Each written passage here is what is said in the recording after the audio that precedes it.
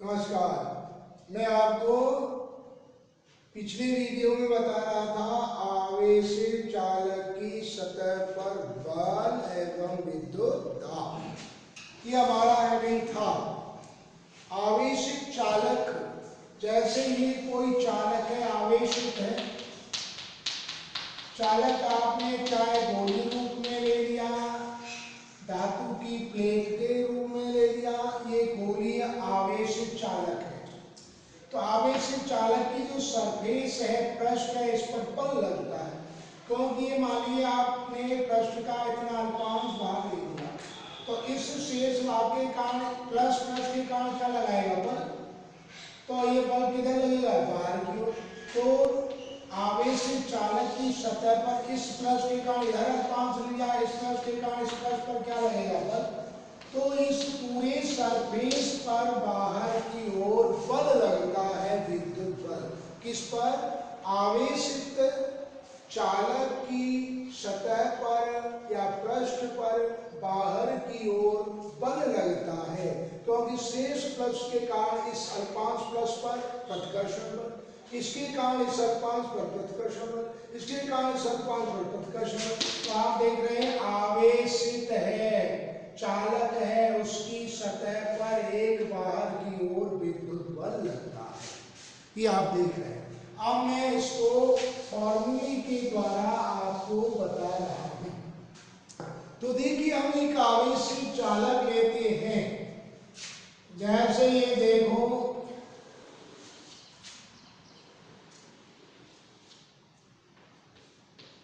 आवेशित चालक है,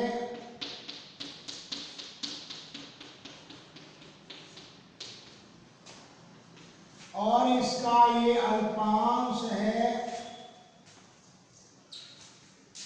इस पृष्ठ का हमने अल्पांश भाग ले लिया AB, और इस पर भी प्लस है, ये अल्पांश भाग है AB, और ये शेष भाग है ACB। अब आप ये पढ़ चुके हैं कि आवेशित चालक के पृष्ठ पर आवेश वितरित रहता है। चालक है, उसको आवेश देते हैं, तो आवेश चालक के पृष्ठ पर रहता है। जैसे आपने चालक प्लेट के, आवेशित चालक प्लेट के बाहर विद्युत क्षेत्र की तीव्रता निकाली। गाउस प्रमेय के अनुप्रयोग में E = सिग्मा अपॉन एप्सिलॉन, ये फिक्स है। चाहे चालक प्लेट के रूप में हो, चाहे चालक गोले के रूप में हो, आवेशित होता है, उसके पृष्ठ पर बाहर की ओर बल लगता है, और आवेशित चालक है ये। आवेशित चालक के समीप किसी बिंदु पर विद्युत क्षेत्र की तीव्रता इतनी होती है, हम पढ़ चुके हैं। आवेशित प्लेट है, चालक है, ये चालक प्लेट है आवेशित, इसके समीप बिंदु पर विद्युत क्षेत्र की तीव्रता इतनी, और चालक प्लेट की जगह हमने एक चादर ले ली। अचालक चादर है। अचालक में आवेश समपूर्ण भाग में रहता है, चालक और पृष्ठ। अचालक चालक के समीप विद्युत क्षेत्र की तीव्रता आपने देखी, formula E = sigma upon 2 epsilon होता है आवेशित चालक के, और आवेशित चालक के प्लेट के समीप होता है इतना, अचालक चालक के समीप इतना। तो ये चालक है, तो इसके समीप बाहर किसी बिंदु पर विद्युत क्षेत्र की तीव्रता इतनी होती है, ये आप पढ़ चुके हैं। तो ये आवेशित चालक है। तो इसके बाहर आपने बिंदु ले लिया P1, इसके अंदर एक बिंदु ले लिया P2। तो इस प्लस के कारण, ये अल्पांश के कारण मान लो विद्युत क्षेत्र P1, इसके कारण विद्युत क्षेत्र की दिशा अल्पांश के कारण किधर होगी, प्लस के कारण बाहर की ओर। इस प्लस के कारण भी विद्युत क्षेत्र की दिशा किधर होगी, बाहर की ओर होगी, क्योंकि आप पढ़ चुके हैं प्लस आवेश के कारण किसी बिंदु पर विद्युत क्षेत्र की तीव्रता प्लस से आगे दूर। इस प्लस के कारण विद्युत क्षेत्र की तीव्रता E1 दूर है। इस शेष अल्पांश से, ये अल्पांश है AB, इसके कारण विद्युत क्षेत्र की तीव्रता E1 बाहर की ओर। चालक का शेष भाग है, इसके कारण प्लस है, प्लस के कारण विद्युत क्षेत्र की दिशा E2 बाहर की ओर।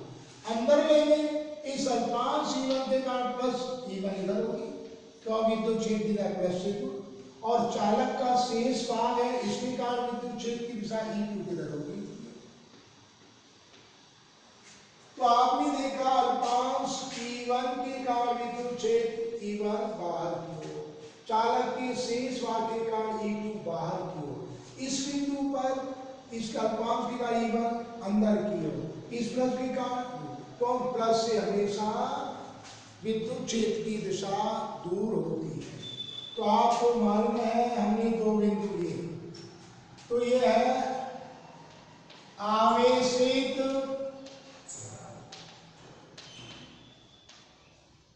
चालक के ठीक बाहर व ठीक अंदर बिंदु P1 व P2 लेते हैं।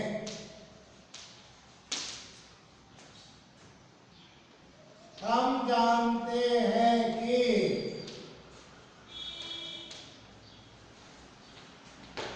आवेशित चालक के बाहर, आवेशित चालक के बाहर किसी बिंदु पर, आप पढ़ चुके हैं, आवेशित चालक के बाहर किसी बिंदु पर विद्युत क्षेत्र की तीव्रता सिग्मा बटे एप्सिलॉन नॉट होती है। आपको मालूम है आवेशित चालक है, चाहे वो प्लेट के रूप में हो चाहे गोली रूप हो, बाहर विद्युत क्षेत्र की तीव्रता हम गॉस के प्रमेय बता चुके कितनी होती है। तो आप देख रहे हैं यहाँ बिंदु P पर E1 E2 एक ही दिशा में है, तो विद्युत क्षेत्र की तीव्रता क्या होगी, E1 plus E2 equal to sigma upon epsilon naught. E1 plus E2 विद्युत क्षेत्र की तीव्रता बाहर बिंदु पर इतनी होती है, तो E1 E2 की दिशा में, तो E1 प्लस E2 बराबर इतना होगा। और आप ये भी जानते हैं, ये भी आपको मालूम है, आवेशित चालक के अंदर विद्युत क्षेत्र की तीव्रता, ये भी आप पढ़ चुके हैं, शून्य होती है।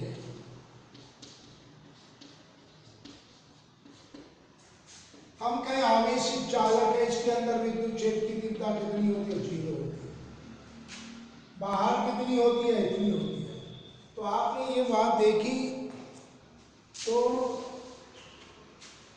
बाहर का जो बिंदु है E1 प्लस E2, अंदर का बिंदु है E1 E2 दोनों विपरीत डायरेक्शन में है, तो E1 माइनस E2, तो E1 माइनस E2 और अंदर टोटल विद्युत क्षेत्र कितना है, 0।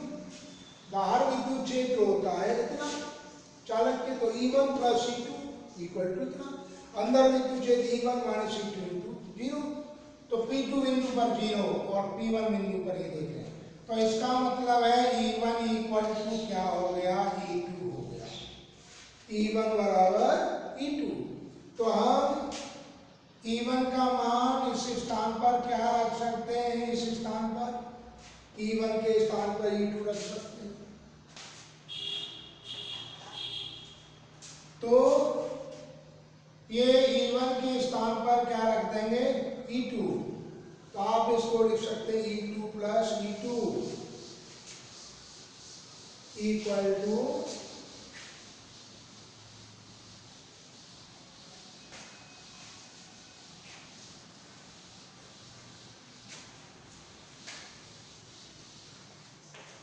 E2 plus E2 equal to sigma upon epsilon naught, 2E2 equal to sigma upon epsilon naught, E2 equal to sigma upon 2 epsilon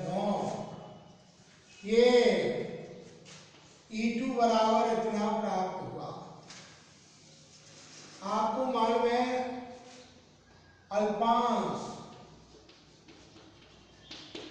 अल्पांश AB का क्षेत्रफल DA है तथा अल्पांश AB पर, ये अल्पांश है, इसका क्षेत्रफल क्या माना DA, और अल्पांश AB पर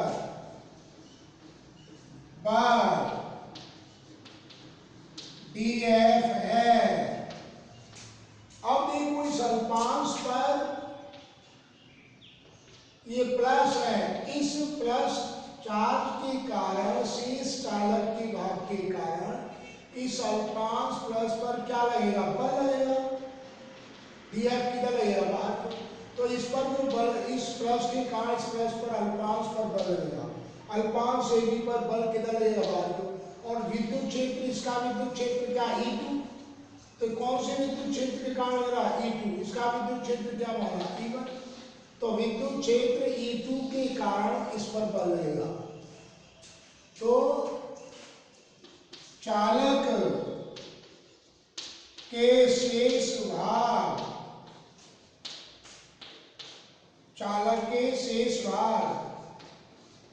ACB के कारण, चालक के शेष भाग ACB के कारण, अर्थात विद्युत क्षेत्र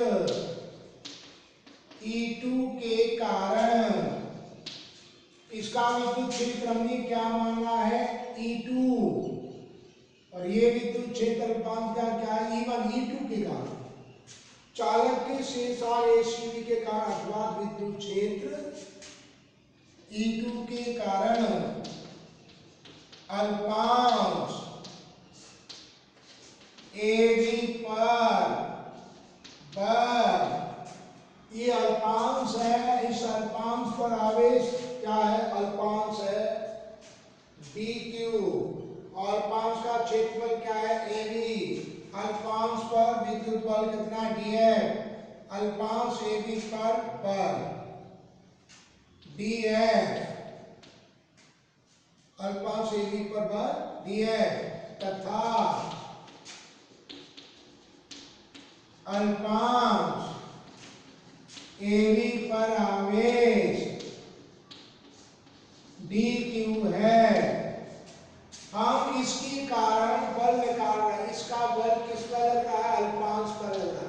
पूरे अल्पांश का आवेश हमने क्या मान लिया DQ, क्योंकि अल्पांश का मतलब अल्प अंश, पूरे पृष्ठ का आवेश Q है, अल्पांश का आवेश हमने क्या माना DQ, अल्पांश का क्षेत्रफल क्या है DA, अल्पांश पर बल क्या लग रहा है DF, DQ आवेश पर, DF बल लग रहा है, और DA इसका क्षेत्रफल है, अल्पांश का क्षेत्रफल DA, अल्पांश पर आवेश DQ, अल्पांश पर बल DF।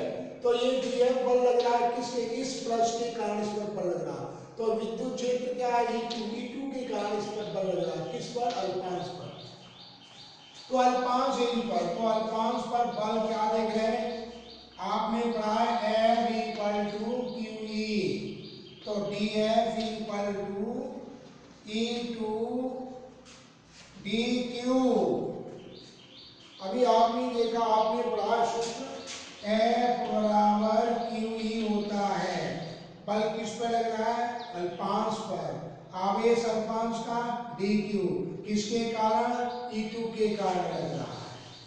तो अल्पांश पर बल लग रहा है DF, अल्पांश पर आवेश क्या है DQ, किसके कारण लग रहा है, विद्युत क्षेत्र E2 के कारण।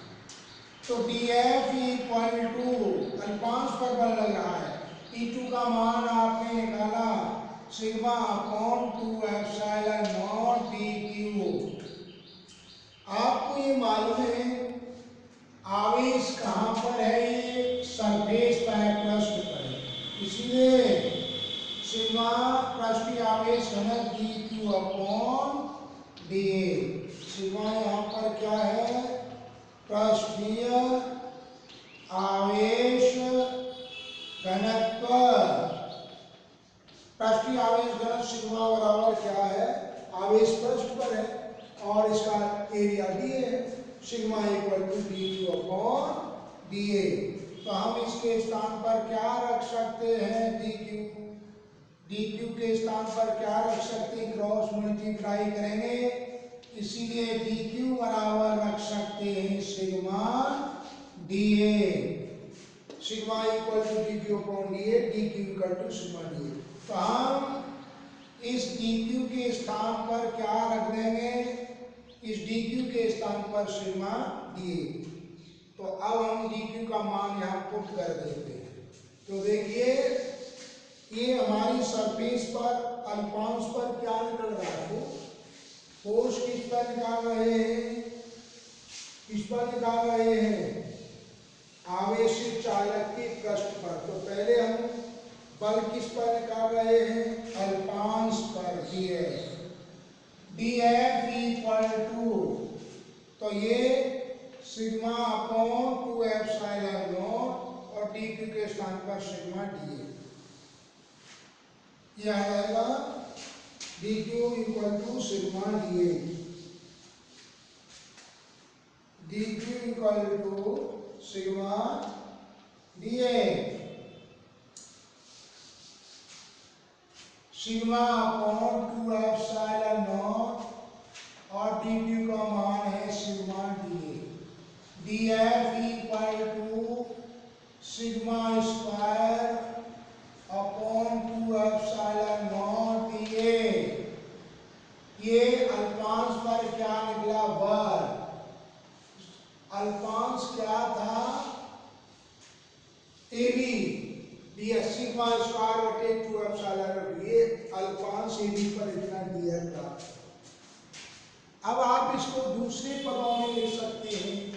आपने पढ़ा है क्योंकि चालक के सभी विद्युत क्षेत्र की तीव्रता इक्वल टू सिग्मा बटे एप्सिलॉन नॉट होती है।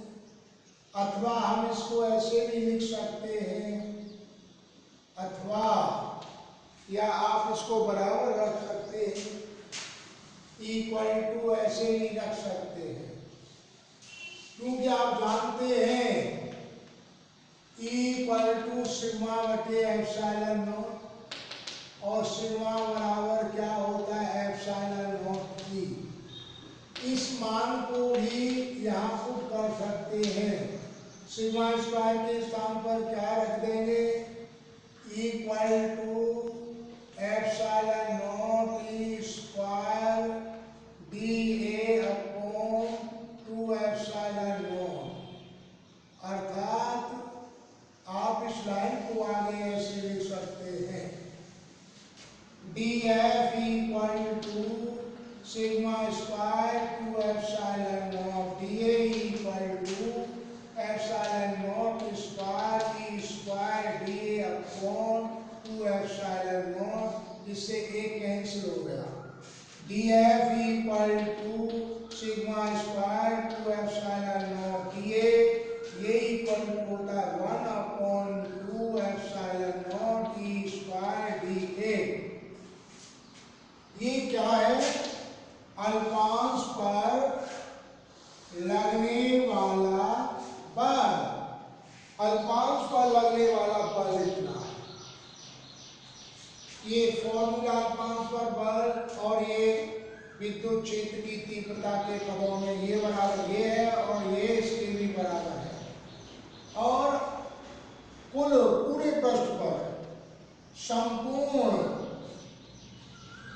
पृष्ठ पर, पूरे पृष्ठ पर, संपूर्ण पृष्ठ के लिए अल्पांश पर, संपूर्ण के लिए हम क्या कर देंगे? इंटीग्रेशन। संपूर्ण पृष्ठ पर बल, तो क्या होगा? dF के स्थान पर F कर देंगे, integration sigma square 2 epsilon naught dA equal to 1 upon 2 epsilon naught E square dA। ये संपूर्ण पृष्ठ पर बल है, ये अल्पांश पर बल है। अब हम विद्युत बल का तो फॉर्मूला ये प्राप्त हुआ अल्पांश पर, पूरे पृष्ठ पर ये प्राप्त हुआ, इंटीग्रेशन कर दिया।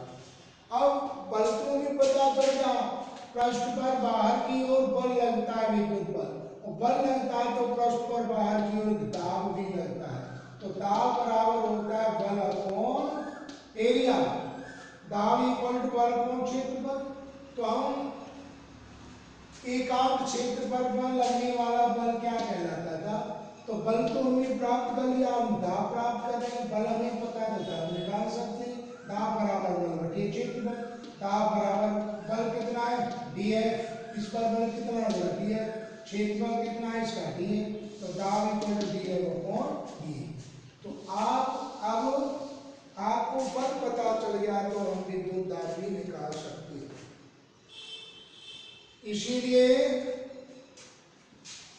विद्युत दाब क्या हो जाएगा, सिग्मा स्क्वायर 2 एप्सिलॉन नॉट विद्युत दाब करेंगे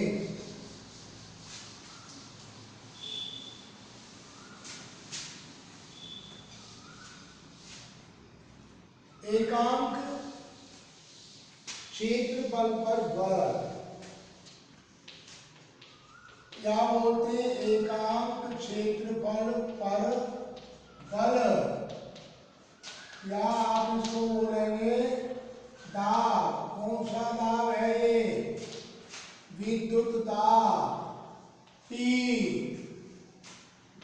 इक्वल टू dF बल अपॉन dA, dF का मान sigma square 2 epsilon naught dA upon क्या है dA, कैंसिल हो गया, क्या प्राप्त हुआ sigma square upon 2 epsilon not. ये एकांक क्षेत्रफल पर दाब का व्यंजक है, दूसरे पदों में लिख सकते हैं 1/2 epsilon naught E square dA upon क्या है dA equal to 1/2 epsilon naught E square. ये भी किसका फॉर्मूला है, दाब का फॉर्मूला।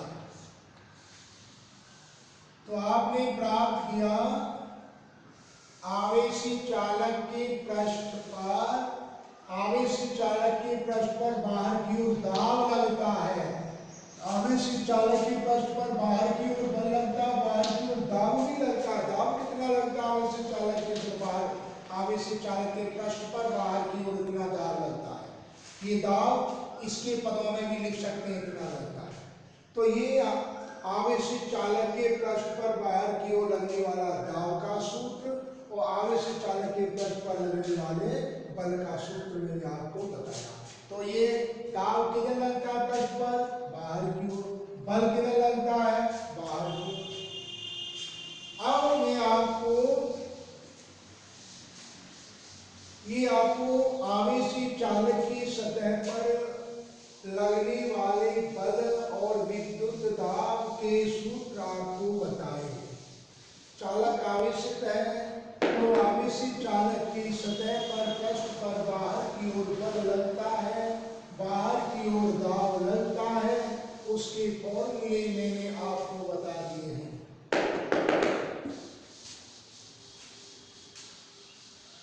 अब मैं आपको अगली बात बताता हूं, विद्युत क्षेत्र के एकांक आयतन में ऊर्जा। विद्युत क्षेत्र के एकांक आयतन में ऊर्जा, विद्युत क्षेत्र के एकांक आयतन में ऊर्जा, या आप इसको ऊर्जा घनत्व भी बोलते हैं, या ऊर्जा घनत्व। विद्युत क्षेत्र के एकांक आयतन में ऊर्जा, energy in per unit volume of an electric field और अथवा एनर्जी डेंसिटी। तो विद्युत क्षेत्र के एकांक आयतन में जब आवेशित कोई कोश है, आवेशित चालक है, आवेश है, तो उसके चारों ओर क्या होगा? विद्युत क्षेत्र। और विद्युत क्षेत्र में कितनी विद्युत क्षेत्र के एकांक आयतन में संचित ऊर्जा को हम ऊर्जा घनत्व भी बोलते हैं। आप ऐसे समझें, ऊर्जा घनत्व क्या है? विद्युत क्षेत्र के एकांक आयतन में संचित ऊर्जा को, विद्युत क्षेत्र के एकांक आयतन में संचित ऊर्जा को ऊर्जा घनत्व कहते हैं। कितने आयतन में? एकांक आयतन में जो ऊर्जा इकट्ठी, हम इसको शॉर्ट में ऊर्जा घनत्व भी बोलते हैं। तो देखिए, अब मैं आपको डायरेक्शन के द्वारा बताता हूं। चाहे आवेशित गोलीय कोश हो, कोश में आवेश कहाँ रहता है? पृष्ठ पर। चालक पर आवेश कहाँ रहता है? पृष्ठ पर यानी सतह पर। और अचालक हो तो आवेश कहाँ रहता है? शंकु आयतन में। तो अभी आपने चालक लिया था, पृष्ठ पर आवेश था। अब हमने कोई गोलीय कोश ले लिया, माना आर त्रिज्या का एक आवेशित गोलीय कोश है। आर त्रिज्या का एक आवेशित गोलीय कोश है, अर्थात इसका पृष्ठीय आवेश घनत्व, पृष्ठीय आवेश घनत्व सिग्मा है। तो हम एक आर त्रिज्या का गोलीय कोश लेते हैं। कैसा? आवेशित। आवेशित गोलीय कोश है तो उसके चारों ओर क्या होगा? विद्युत क्षेत्र होगा।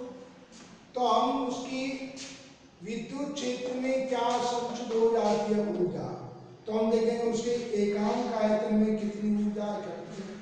विद्युत क्षेत्र में ऊर्जा इकट्ठी हो जाती है, और एकांक आयतन में कितनी ऊर्जा इकट्ठी हुई, तो हम उसको ऊर्जा घनत्व बोल देते हैं। तो हम आर त्रिज्या का एक आवेशित गोलीय कोश बनाते हैं, आप देखिए, और हम ऊर्जा घनत्व का फॉर्मूला डेराइव करते हैं। कितने आयतन में संचित ऊर्जा? एकांक आयतन। उसको क्या नाम दिया है? ऊर्जा घनत्व। तो देखिए, आर त्रिज्या का हम एक गोलीय कोश बनाते हैं। ये गोलीय कोश है, मानो इसकी त्रिज्या कितनी है? आर त्रिज्या का है, आवेशित गोलीय कोश है।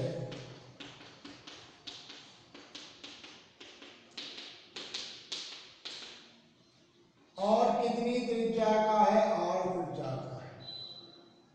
हमने इसको dr दूरी तक संपीड़ित किया, दबाया। तो दबाएंगे तो दबाने पर इसका जो आयतन है वो कितना रहेगा? dr दूरी तक दबाया आपने, dr दूरी पर दबाएंगे तो ये कितनी रह जाएगी? पूरी कितनी थी? r में से dr निकल गई, तो कितनी बचेगी?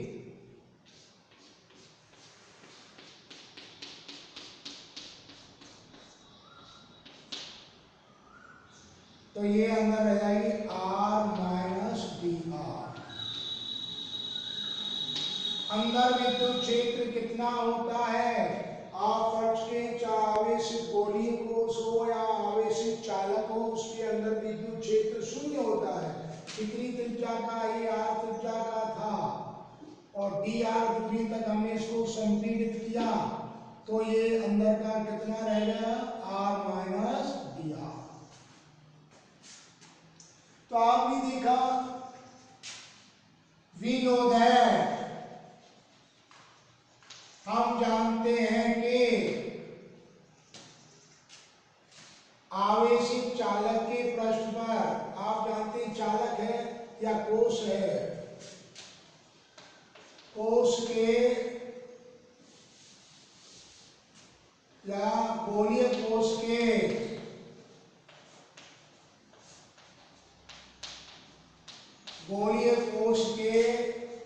पृष्ठ पर बाहर की ओर दाब, गोलीय कोष के पृष्ठ पर बाहर की ओर दाब T = sigma square upon 2 epsilon not. आपने अभी निकाला था चालक का, चालक का कोष गोलीय कोष हो या आवेशित चालक हो। आवेशित गोलीय कोष है, अभी आपने आवेशित चालक का एग्जाम्पल लिया था। तो आवेशित चालक और आवेशित गोलीय कोष दोनों के सूत्र एक है, अंदर, पृष्ठ पर, बाहर। तो अभी आपने देखा आवेशित चालक की सतह पर बाहर की ओर दाब लगना, ये आवेशित गोलीय कोष है। आवेशित गोलीय कोष की सतह पर बाहर की ओर दाब लगता है, कितना अभी प्राप्त किया था? गोलीय कोष के पृष्ठ पर बाहर की ओर दाब कितना है? अब गोलीय कोष के पृष्ठ पर बाहर की ओर बल, गोलीय कोष के पृष्ठ पर बाहर की ओर बल भी लगेगा, बाहर की ओर दाब भी लगेगा, बाहर की ओर दाब। अब बाहर की ओर बल,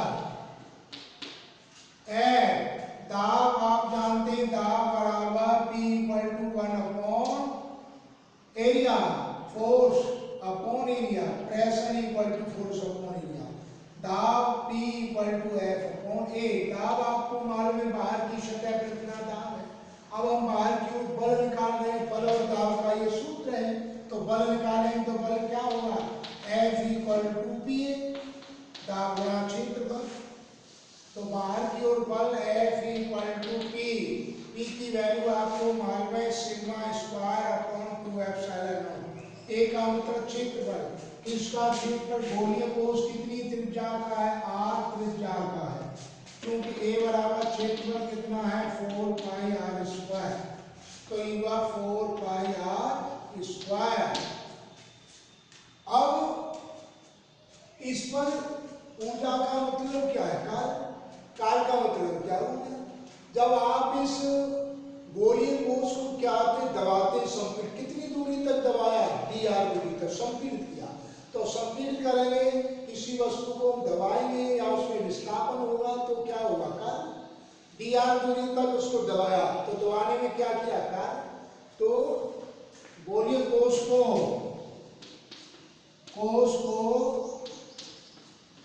dr दूरी तक संपीड़ित करने में, कितनी दूरी तक? dr दूरी तक संपीड़ित करने में किया गया अल्प कार्य, dr अल्प दूरी है तो अल्प कार्य होगा। और कार्य = क्या होता है? बल इंटू विस्थापन। तो अल्प कार्य हुआ क्योंकि अल्प विस्थापन किया, अल्प दूरी तक दबाया। तो कोष को dr दूरी तक संपीड़ित करने में किया गया अल्प कार्य। dw = F, बल गुणा विस्थापन, दूरी कितनी है? dr। dw = F का मान sigma square upon 2 epsilon not 4 pi r square, और ये है dr। F की वैल्यू हम पुट कर दी और ये दिया। ये कोष संपीड़ित करने में क्या हुआ, कार्य, और ये कार्य का मतलब क्या है, ऊर्जा। कोश को संपीड़ित करने में किया गया कार्य ही ऊर्जा है। तो आपने अर्थ विस्थापन किया इसलिए अल्पकार्य हुआ। अब आप जानते हैं आयतन क्या होता है। आयतन का फॉर्मूला लंबाई गुणा चौड़ाई गुणा ऊंचाई, या आयतन का फॉर्मूला होता है क्षेत्रफल गुणा ऊंचाई, क्योंकि लंबाई गुणा चौड़ाई गुणा ऊंचाई और किसके बराबर है, क्षेत्रफल की। तो ये आप देख रहे हैं ये तो क्षेत्रफल है और दूरी कितनी है दिया, तो ये क्या होगा, क्षेत्रफल गुणा दूरी, और क्या बन गया ये आयतन। और कितना अल्प विस्थापन में कैसा आयतन हुआ, अल्प आयतन। तो हम इसको इस प्रकार से बता सकते हैं, अल्प कार्य हो रहा है।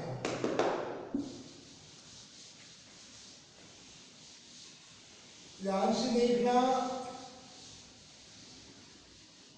कोश को संपीड़ित किया, कितनी दूरी तक दिया, dr दूरी तक संपीड़ित करने में क्या किया, कार्य, और ये कार्य क्या है, ऊर्जा। और ये कैसा कार्य है, अल्प का। आपको मालूम है आयतन इक्वल टू, आयतन बराबर होता है लंबाई गुणा चौड़ाई गुणा ऊंचाई। लंबाई गुणा चौड़ाई क्षेत्रफल के बराबर ही है, क्षेत्रफल इंटू ऊंचाई। तो ये क्षेत्रफल है तो लेकर 4πr² जोड़िए कोश का, और दूरी कितनी है दिया, तो क्षेत्रफल गुणा दूरी, तो ये किसके बराबर होगी, आयतन। आयतन को किससे व्यक्त कर दो, वॉल्यूम v से। ये आयतन दूरी कैसी है, अल्प है, आयतन भी क्या होगा, अल्प। तो हमने लिख सकते हैं d गोले को संपीड़ित करने में, क्योंकि गोले को संपीड़ित करने में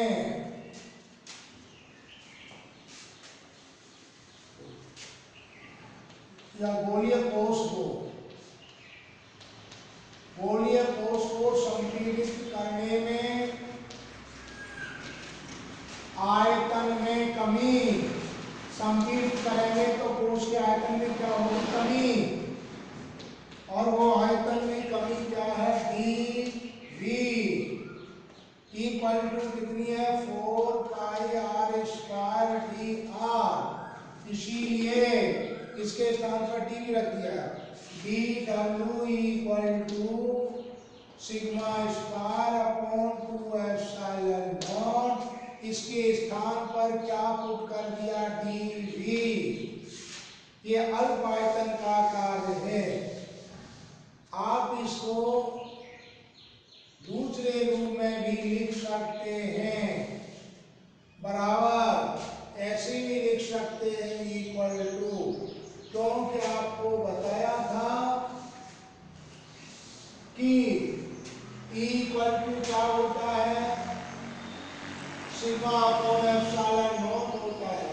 तो आप इसको लिख सकते हैं 1/2, क्योंकि ई बराबर क्या है, सिग्मा अपॉन एप्सिलॉन नॉट। तो सिग्मा इक्वल टू क्या होगा, एप्सिलॉन नॉट ही हो जाएगा। तो यहाँ आप लिख सकते हैं epsilon naught E square dV upon 2 epsilon naught equal to, इससे कट जाएगा क्या आएगा, 1/2 epsilon naught E square dV। ये प्राप्त हुआ। आप इसको हल करेंगे 1/2 epsilon naught E square dV। तो ये अल्प कार्य हुआ, और हम ये फॉर्मूला इसके बराबर भी और ये इसके बराबर, कुल कार्य। अब आप कर सकते हैं कुल कार्य निकालेंगे। कुल कार्य को हम किससे व्यक्त करते हैं, कुल कार्य या कुल ऊर्जा, U। कुल कार्य हो गया W, या कुल ऊर्जा क्या है, U और कुल के लिए क्या लगा देंगे, integration sigma square 2 epsilon not dV या 1/2 epsilon naught E square dV।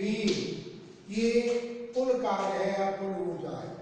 अब हमें निकालनी क्या है, फॉर्मूला जिसका प्राप्त कर रहे हैं, ऊर्जा घनत्व। ऊर्जा घनत्व क्या होता है, कितने आयतन में ऊर्जा, एकांक आयतन में ऊर्जा। ये जो कार्य है ये ऊर्जा है कितने आयतन में है, dV आयतन में। तो हमें एकांक आयतन में निकालनी है। एकांक का मतलब है एक आयतन में कैसे निकालेंगे, dW बराबर sigma square upon 2 epsilon not. एकांक आयतन का मतलब आयतन का मान में 1 कर दिया तो कितना कार्य होगा, dW बराबर सिग्मा स्क्वायर बटे 2 एप्सिलॉन नॉट। dW बराबर 1/2 एप्सिलॉन E स्क्वायर, क्योंकि एकांक आयतन में ऊर्जा, ये तो dV आयतन में ऊर्जा है और एकांक आयतन में dV का स्क्वायर दे देंगे, प्राप्त हो जाएगी। और एकांक आयतन ऊर्जा का मतलब है ऊर्जा घनत्व। तो हमें एकांक आयतन में ऊर्जा बता देता हूं। एकांक आयतन में ऊर्जा हम निकाल के बताते, दोनों फॉर्मूला देंगे। आयतन में ऊर्जा, एकांक आयतन में ऊर्जा, इसको हमने मान लिया U डैश। आपने अभी देखा एकांक आयतन में ऊर्जा का दूसरा नाम हमने इसको क्या दिया है, ऊर्जा घनत्व भी बोलते हैं इसको। अभी आपने देखा था dW बराबर sigma square 2 epsilon not dV। तो dW बटे क्या कर दें, dV, तो सिग्मा स्क्वायर बटे क्या आएगा 2 एप्सिलॉन। तो ये क्या प्राप्त हुई थी, V यहाँ पे आ जाएगी। तो ये कितने आयतन की ऊर्जा का फॉर्मूला, ये एकांक आयतन में ऊर्जा। इसका दूसरा फॉर्मूला भी है, क्योंकि आपने देखा था अभी दूसरा फॉर्मूला भी 1/2 epsilon naught E square dV। एकांक आयतन ऊर्जा dW अपॉन dV करेंगे तो क्या प्राप्त होगा, 1/2 एप्सिलॉन नॉट E स्क्वायर। और ये एकांक आयतन में ऊर्जा U डैश बराबर क्या प्राप्त हुआ, सिग्मा स्क्वायर बटे 2 एप्सिलॉन नॉट। ये भी होता है और ये भी होता है। और ऊर्जा घनत्व का उसका यूनिट क्या होगी, कार्य का मात्रक क्या होता है, जूल प्रति, और ये आयतन का क्या होता है, मीटर क्यूब। तो ये एकांक आयतन में ऊर्जा के फॉर्मूले प्राप्त हो गए। That's all.